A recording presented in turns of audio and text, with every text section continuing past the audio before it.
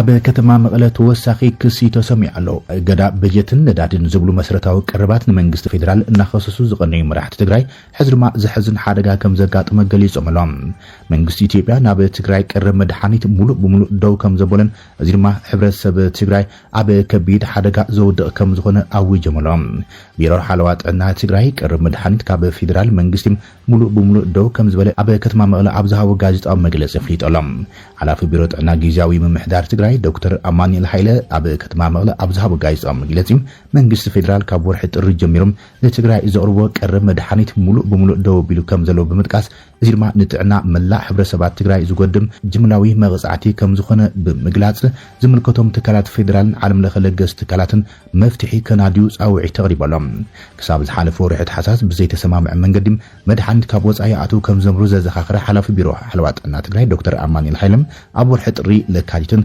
قرب ملو بملو دو كم زبل برهم كلمة حزي نتجرى زملكت جدان دادن دوغوما بجتن أب صلات عنام كبير بدو كم زفترة زخاخرة دكتور أمانيل بزي مفتحي قرب مدحانيت ملو بملو مقرات رمام كبير محبراون سبعون كلولاو أب تجرى كسب كم زخل كبير سكفتو غليص لهم منجست فيدرال اتي ناب تግራይ زلخو بجت يخون كالوت مسرتاو قربات مرحته وحات نمدلاو كينات يوعلو كم زلو يو ابت زحلفو سمن بقانقا تግርኛም ቃል محت زحابه ቀድማይ ሚኒስትር አብይ አህመድ ገሊጽ ነይሮም እንተኾነ ግና ሰበስልጣናት ህወሓትን ግዚያው ምሕዳርን ትግራይ ግን መንግስት ፌደራል ኮኔሉም ኣብ ልዕሊ ትግራይ እገዳታት ብምግባር ሰራዊቱ ናብ ትግራይ የጸግዕ ከም ዘሎን ንኻልእ ጆኖሳይዳል ኩናት ይዳሎ ከም ዘሎም እናኸሰስዎ ዝርከቦም بتنتاننا بزحزنايم وانا ورئيس قدايا دما كنسغرينا كبرات تخاتلتنا ኢትዮጵያ ኣብ ቀይሕ ባሕሪ እስራኤልን ኢራን ኣብ ዘሎ ወጥሪ ስትራቴጂካዊ ተጻዋች ኮይና ተገልቀል ከም ዘላም ሓንቲ ፈረንሳዊት መጽሔት ጸብጺባ ኣብ መንጎ እስራኤልን ኢራንን ዘሎ ከቢድ ኩናት ኪኖት ዞባ ኣድማሱና ስፍሐ ኣብ ዝኸደሉ ዘለዋን ኢትዮጵያ ኣብቲ ዝቕየር ዘሎ ጂኦፖለቲካዊ ዳይናሚክስ ቀይሕ ባሕሪ ኣገዳሲ ተዋሳኢት ክትኸውን ከም ትኽእል ጸብጻብ ፈረንሳዊት ኦንላይን ፖለቲካውን ምሁራውን መጽሔት ኤንአርፒ ኣመልኪታላ ኣብ ዙርያ መጻቦ ባብ ኤልመንደብን ዝምዕብል ዘሎ ዘባዊ ምሕዝነትን ዝርአ ዘሎ ምዕባለታት ኣብ ቀርኒ አፍሪካን ኣብ ሰፊሕ ጸጥታ ቀይሕ ባሕርን ዘለዎም ስትራቴጂካዊ ኣገዳስነት ኢትዮጵያ ልዕል ከብሎ ከም ዝኽእል እቲ ጸብጻብ ኣመልኪታላ እቲ ኣብ እስራኤልን ኢትዮጵያን ሚስጥራዊ ምሕዝነት ኣንጻር ኢራን ብዝብል ኣርእስቲ ዝተሓተመ መጽሔት ኣብ መንጎ እስራኤልን ኢራን ዝካየድ ዘሎ ግጭት ኪኖ እቲ ዞባ ናብ ዞባ ቀርኒ አፍሪካ ይዝርጋሕ ከም ዘሎን መጻቦ ባብ ኤልመንደብ መስመር ቀይሕ ባሕሪ ወሳኒ ናይ ባሕሪ መንገዲ ኮይኑ ከም ዘሎ ኣጉሊሆም እቲ መጻቦ ንህንዳዊ ውቅያኖስ ምስ ካናል ስዊዝ ዘራኽብ ብምዃኑ ንዓለም ለኻዊ ንግዲ ኣዝዩ ኣገዳሲ ገብሮም ዝኾነ ነዊሕ እዋን ጸንሕ ምዝንባዕ እንተላይ ብሓይልታት ሑቲ ዝተዓወጀ ገዳም ኣብ ዙርያ ኬፕ ኦፍ ጉድ ሆፕ ደቡብ ኣፍሪካ መስመራት መራኸቢ ከጋድድ ከም ዝኽእልን እዚ ድማ ናይ መጓዓዝያ ግዜን ወጻኢታትን ከወስኾ ከም ዝኽእልን እዮም ተንተንቲ ዘጠንቅቖም እቲ ጸብጻብ ኢሳቅ ሄርዞግ ኣብ ቀረባውን ናብ ኣዲስ ኣበባ ዘካየደ ዑደት ከም ኣካል ስትራቴጂካዊ ምቅራብ ዝረአ ኮይኖም እስራኤል ንኢትዮጵያ ካብ ሊባኖስ ክሳብ የመን ዝዝርጋሕ ጽልዋ ኢራን ንምምካት ብዲሞግራፊ ሓያልን ብወታደራዊ መዳይ ብቑዕ መሻርክትን እያ ትርያ ትንታነ ፈረንሳዊት መጽሔት ሕብራት ኤሚሬትስ ዓረብ ኣብ ዞባ ንነዊሕ እዋን ዝጸንሓ ተራ ዘመልክት ኮይኖም ኣብ ኤርትራ ሶማሊላንድ ኢትዮጵያን ደቡብ የመን ሓዊሶም ኣብ ገማግም ቀይሕ ባሕሪ ዘለዋ መርበብ ወደባትን ኪዳናትን ብምጥቃስ መስመራት ንግዲ ንምውሓስን ምስ ኢራን ዝተሰለፉ ተዋሳእቲ ንምምካትን ዝዓለመ ይብል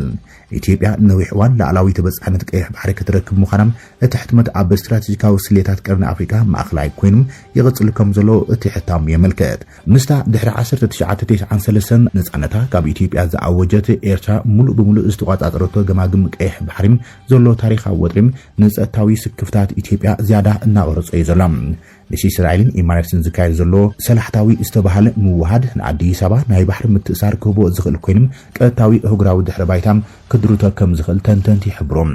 እቲ ጸብጻብ ተወሳኺ ኢትዮጵያ ምስ እስራኤል ብባህሊ ሶሎሞን ኣቢላ ዘለዋ ታሪኻዊ ባህላውን ምሳሌኣውን ምትእሳር ዘጉልዑ ኮይኖም እዚ ድማ ነዊሕ እዋን ጸንሐ ስትራቴጂካዊ ምቅራብ ዝምልከት ኣረኣያታት ዝቐረጸ ይብል ኣብዚ ማዕቀፍ እዚ እስራኤል ንሶማሊላንድ ኣፍልጦ ምሃባም ነቲ ፖለቲካዊ ወጻኢታት ብዓለም ደረጃ እናወሰደ ንባሕርያዊ ሕርፋን ኢትዮጵያ ዝጥቀም ንባሕርያዊ ሕርፋን ኢትዮጵያ ዝጠቅም ዲፕሎማሲያዊ ምልዋጥ ኮይኖም ከገልግል ይኽእል እዩ ትብል እታ መጽሔት እዚ ስትራቴጂካዊ ኣሰላልፋ እንትደኣ ተግባራዊ ኮይኖም ኢትዮጵያ ንቀይሕ ባሕሪ ዝጸልዩ ሓይሊ ማእኸላይ ኣፍሪካ ብምዃናም እጃማ ክትጽንዕ ከም ትኽእልን ብተዘዋዋሪ መንገዲ ምስ እስራኤልን ኢማራትስን ዝግበር ምውሃድ ድማ ኣብ ምብራቕ ኣፍሪካ ቀጥታዊ ህላዊ እስራኤል ከየልዮም ብኢራን ዝድገፉ ሓይልታት ኣብ የመን ንምግታእ ዝዓለሙ ምዃኖም እቲ ጸብጻብ ይድምድም ፍልፍል እዚ ትንታነም ኤንአርፒ ኢራን ብዘይቅድሚ ኩነት ኢዳ ምስትህብ ጥራሕ እቲ ኩናት ደው ከም ዝብል ፕሬዚደንት ኣሜሪካ ዶናልድ ትራምፕ ገሊጾም ፕሬዚደንት ኣሜሪካ ዶናልድ ትራምፕ ምስ ኢራን ኣብ ስምምዕነት ናይ ምብጻሕ ዕድል ከም ዘየለ ገሊጾም እቲ ኩናት ማለት እውን ኢራን ብዘይቅድሚ ኩነት ኢዳ እንተሂባም ጥራእዩ ክውዳእ ዝኽእል ኢሎም ትራምፕ ኣብ ኤክስ ኣካውንቱ ኣብ ዘርግሖ መልእኽቲ ኢራን ብዘይቅድሚ ኩነት ኢዳ እንተዘይሂባም ዝኾነ ስምምዕነት ኣይክህልን ኢሎም እቲ ፕሬዚደንት እቲ ኩናት ምስ ተወድአም ሓደ ቅቡል መራሒ ስልጣን ከም ዝሕዙን ገሊጾም ትራምፕ ኣሜሪካን መሻርታን ኢራን ካብ ውድቀት ንምድሓን ከይተሓልሉ ክሰርሑ እዮም ኢሎም ወሲኹ ድማ ቁጠባ ኢራን ከም ትቅድሚ ሕዚ ተራእዩ ዘይፈልጥ ክምለስ ኢሎም እቲ ፕሬዚደንት ብተወሳኺ ኢራን ናብ ዕብየታ ክንመልሳ ኢና መጻኢኣ ብሩህ ኢሎም ኣቐዲሙ ፕሬዚደንት ኢራን መስዑድ ፔዘሽኪያን ኣብ መንጎ ሃገሩን ኣሜሪካን ገለ ሃገራት ሽምግልና ክገብራ ጀሚረን ክብል ገሊጹ ነይሮም እቲ ፕሬዚደንት ኣይኖት ሃገራት ክሽምግላ ይፍትና ከም ዘሎም ብግልጺ ኣየመልከተን እቲ ፕሬዚደንት ኣብ ማሕበራዊ መራኸቢታት ገጹ ኣብ ዘርግሖ መልእኽቲ ገለ ሃገራት ሽምግልና ክገብራ ጀሚረን ኣለዋ ኣብቲ ዞባ ነባሪ ሰላም ንኩሉ ተወፋይነት ከም ዘለና ንጹር ክኸውን ይግባእ ይኹን እምበር ክብርን ላዕላውነት ሃገርና ካብ ምሕላው ድሕር ኣይንብልን ኢና ኢሎም ፕሬዚደንት እቲ ሃገር ትኹረት ድርድር ኣብቶም ንህዝቢ ኢራን ዝንዕቑን ነዚ ግጭት ዘበገሱን ክኸውን ኣለዎ ኢሎም ሚኒስትር ጉዳያት ወፃኢ ኢራን ዓባስ ኣራግቺውን ንኤቢሲ ኒውስ ኣብ ዝሃቦ ሓበሬታ ንዝኾነ ይኹን ወተሃደራዊ ስጉምቲ እንተላይ ንወራር ኣጋር ሰራዊት ኣሜሪካ ክንገጥም ድልዋት ኢና ክብል ኣፍሊጡ እዮም ብተዘማዲ ዜና ድማ ሰራዊት እስራኤል ላዕለዋይ መራሒ ኢራን ነበር ኣያቶላ ዓሊ ኻማኒ ካብ መጥቃዕቲ ከምልጠልዩ ተባሂሉ ዝተሓሰበ ትሕቲ መሬት ህንፀት ሙሉእ ብምሉእ ከም ዘዕንኦ ኣፍሊጦም ሓይልታት ምክልኻል እስራኤል ነቲ ልዑል ፀጥታዊ ዕላማታት ዝተሃነፀ ምዃኑ ዝተገለጸ ብከቢድ ዕርታት ዘለዎ ቀጽሪ ኣብ ምፍራስ 50 ነፈርቲ ውግእ ሓይሊ ኣየር ከም ዝሳተፈ ሓቢሮም እቲ ቀጽሪ ምስ ሓያሎ ጎደናታት ማእኸላት ኢራን ዝተኣሰረ ኮይኖም ላዕለዎት ሰበስልጣን ኢራን ከም ዝጥቀምሉ ሰራዊት እስራኤል ገሊጹ ኣሎ ኣብ ትሕቲ መሬት ዝርከባ ከተማታት ሚሳይል ኢራን ቀንዲ ዒላማ ደብዳባት ኣሜሪካን እስራኤልን ከም ዝኾና ዘመላኽት እዮም ብሳተላይት ዝተሰኣሉ ሓደሽቲ ሓበሬታት ከም ዝሕብርዎም መጥቃዕቲ ኣሜሪካን እስራኤል ንወንጨፊታት መእተዊ በርታት ከተማታት ሚሳይልን ድሮናትን ኣብ ዝድብድባሉ ዘለዋ እዋን እተን መሳርሒታት ኩናት ንምሕላው ዝተሃነፃ ትሕቲ መሬት ከተማታት ሚሳይል ኢራን ተቃላዕቲ ዒላማታት ይኾና ከም ዘለዋን እዚ ድማ ኣብዚ እናኸፍአ ዝኸይድ ዘሎ ግጭት መጥቃዕቲ ሚሳይላት ኢራን ከም ዝነከይን ዘመልክት መረዳእታ ኣብ ዝወፀሉ እዋን እዮም ኣብ ውሽጢ ዓሰርታት ዓመታት መሳርሒታት ሚሳይላት ካብ መጥቃዕቲ ጸላእያን ንምክልኻል ዝተሃንጹ ትሕቲ መሬት ከተማታት ሚሳይል ኢራን ሕጂ ምስ ኣሜሪካን እስራኤልን ኣብ ዝካየድ ዘሎ ግጭት ዝዓበየ ተቃላዕነታ ኮይነን ኣላ ሰራዊት ኣሜሪካን እስራኤልን ኣብ ጥቓ ኣፍ ደገ ዞም ኣብ ርሑቕ ከባቢታት ኣብ ኣኽራናት ዝተቐረጹ ኣብ ትሕቲ መሬት ዝርከቡ በዓትታት ምክትታልን መጥቃዕቲን ከካይዶም ቅድሚ ንዕላማታት ኣሜሪካን እስራኤልን ምስጥሖም ሚሳይላትን ስርዓታት ምንጫፍን ኣብ መጻወዳ ከኣትው ጸኒሖም ኣሎም ናይ ሳተላይት ምስልታት ዕንወተተን ትሕቲ ምድሪ ከተማታት ሚሳይል ኢራን እናቃልዑዮም በመሰረት ጸብጻብ ዎል ስትሪት ጆርናል ኣብ ጥቓ መእተዊ ሓያሎ ካብዞም መሳለጥያታት ሚሳይላትን ድሮናትን ፍርስራስ ኣብ ዝነድሉ እዋን ኣብ ልዕሊ መወንጨፍቲ ዝወረደ ጉድኣት ብሳተላይት ተሰኣለዮም መብዛሕትኡ ዝተረፉ መኽዘን ኣሽዓት ማእኸላይን ሓፂርን ርሕቐት ሚሳይላት ኢራን ኣብ ትሕቲ መሬት ኣብ ዝርከቡ መደብራት ከም ዝቕመጥ ይእመን ኣቀማምጦም ንኣሜሪካን እስራኤልን ሚስጥራዊ ኣይኮንን እዮም ይብል ትንተና እዞም መደብራት እዚኣቶም ንሚሳይላት ካብ መጥቃዕቲ ኣየርን ምክልኻል ዝተዳለዉ እኳ እንትኾኑም እቲ ጽኑዕ ኣቀማምጦም ግን ንምክትታልን ንምዕላምን ቀሊል ዝገብሮም ይብል ኢራን እትውንጭፎም ዘላ ሚሳይላት እናነከዮም ዝኸድ ዘሎም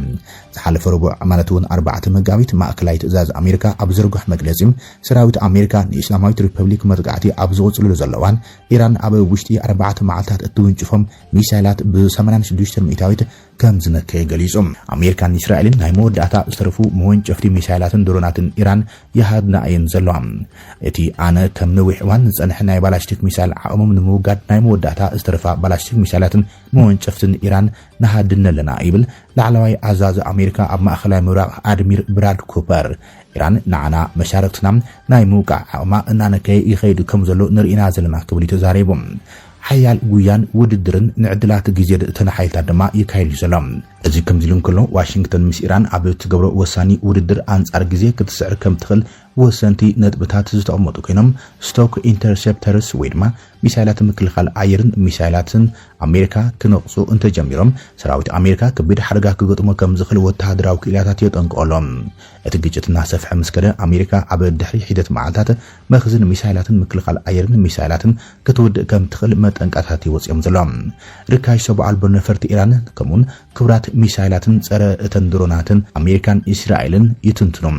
ምክትል ኣብ ወንበር ማሕበራዊ ሓለፍቲ ስታፍ ነበር ጄምስ አሌክሳንደር ሳንዲ ዊኒፌልድ ጁኒየር ኢራን አሜሪካ ይሰብአል በነፈርትን ሚሳይላትን ተጸጊዓም ኣብ ዞባ ዝርከቡ መደብራት አሜሪካን መሻርክታን ኢላማታትን ተሃርም ከም ዘላ ገሊጾም በኻልእ ወገን ድማ አሜሪካ ነተን ድሮናት ንምውዳቕ ኣብ ኣዝዮም ክቡራት ናይ ምክልኻል ኣየር መከላኸልቲ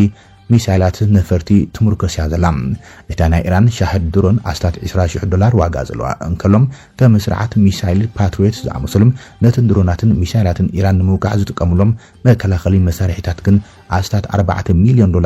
ነብስ ወከፍ ዝውድያ ዘለው መሳርሒታት ኩናት መን ቀዲሙ ይውድእ ዝብል ድማ ወሳኒ ጉዳይ ኮይነሎ ብትኩናት ኣብ ጽዋን እዚ ነቶም ተዋጋእቲ ሓይልታት ኩሎም ዘጨነቁ ዝተራቀቁ ናይ ምክልኻል ኣየር ተተኮስቲ ሕጽረት ኮይኖም ብቐንዶም እቶም ፓትሪዮትስ እቶም ኣብ ደገ ዘሎ ሚሳይላት ኣምራም ምዃኖም ይዝግለጽ ዘሎ እቶም አንጻርቲ ኢራን ዝሓዘ ዝርዝር ሻህድ ሰብኣል በነፈርትን ባላስቲክ ሚሳይላትን ኣብ ውድድር ዘለው የኣኽሉናዶ መን ቀዲሙ ይውድም መስ ጊዜ ዝግበር ውድድር ወሳኒ ጉዳይ ኮይነሎም ኩናት አሜሪካን እስራኤል 28 ለካቲት ዝጀመረ ኮይኖም ሰራዊት አሜሪካን እስራኤል ኣብ ልዕሊ ኢራን መጥቃዕቲ ብምካድም ፈለማ ንላዕለዋይ መራሒ ኢራን አያቶላ አሊ ኻማኒ ካልኦት ሓይሉ ላዕለወ ሰበስልጣን ከሙን ሓለዋ ሰውራ ዝኾኑ ጀነራላት ቀቲሎም እዮም እቲ ስርሒት በአሜሪካ ኤፒክ ፎሪ በእስራኤል ድማ ላዮንስ ሮር ተባሂሉ ተሰይሙ እዮም ሕነን ምፍዳይ ኢራን ኣብ ባህሬን ኩዌት ኢሚሬትስ ዓረብ ኳታር ሱዑድ ዓረብን ዮርዳኖስን ሓዊሱ ኣብ ዞባ ኣብ ዝርከባ ወተሃደራዊ ማዕስከራት እስራኤልን አሜሪካን መጥቃዕታት እናፈጸመ ትቅጽል ዘላ